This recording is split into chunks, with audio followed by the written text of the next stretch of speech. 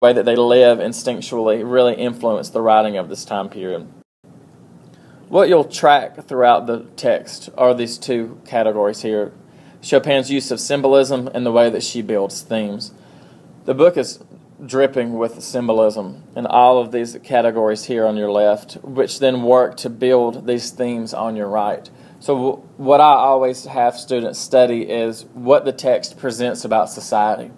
So a lot of this is very fictional, but it's influenced by Chopin's actual life. Even though these are characters with fake names, they represent people that Chopin grew up with, and she has implanted herself in the book as well as the main character, Edna Pontellier.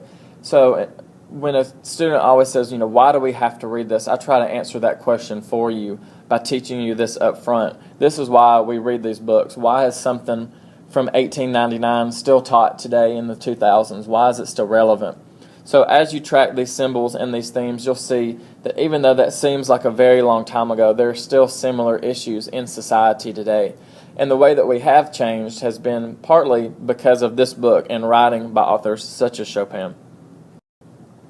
Another influence in the text is an author that you see here on your screen, Ralph Waldo Emerson, one of my favorite authors that we'll talk about as much as possible because I find it very, very interesting. He is part of the American Romanticism movement from the middle 1800s. You're looking about 1800 to 1860. So this existed prior to the writing of The Awakening in 1899. So all of this is seen to influence The Awakening. Romanticism is a huge movement in American literature that you'll study a lot as juniors. And what it really influenced was people acting and living based off of intuition, their gut feelings, really coming into their own to be individuals. America at this time has established its independence. It's still a very new country. So now that you've fled your home country and have settled a new one and have fought and gained independence through a revolution, what next? So Romanticism explores the building of the American identity and being yourself. So as you see what Edna does throughout the book, as she tries to embody these romantic characteristics of breaking free from the traditions that she was supposed to have as a woman and as a mother, that's what makes it controversial, but she's searching for herself based off of some Emersonian beliefs. Chopin even has Edna read some Emerson in the latter half of the book.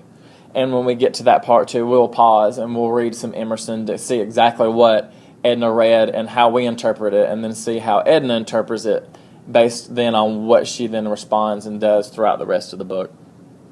There's another author, his name is Henry David Thoreau, which was a huge romantic writer as well. He was a follower of Emerson and just as famous as him, so his name will pop up as well at the same time.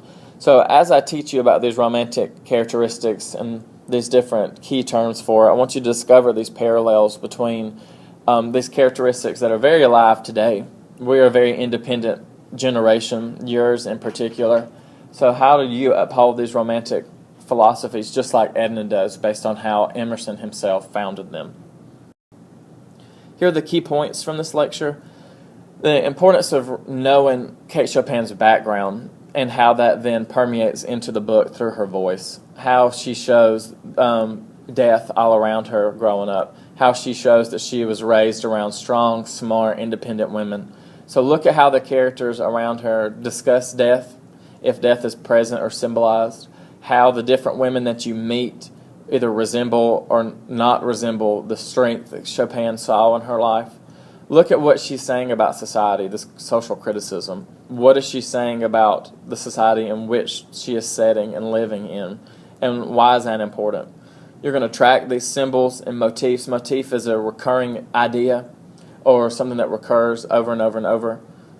And then we're going to talk about these different theories. I'm going to have you read some social criticism and some literary criticism about what Chopin in the book seems to be saying about our genders, and how we survive to be the fittest that we can be. And then we'll talk more about how this fits into our current unit theme and how this ties into the other books that we'll read together. So you have this lecture at your disposal to go back through and to review, and I hope this adds some important understanding as you begin to read the text.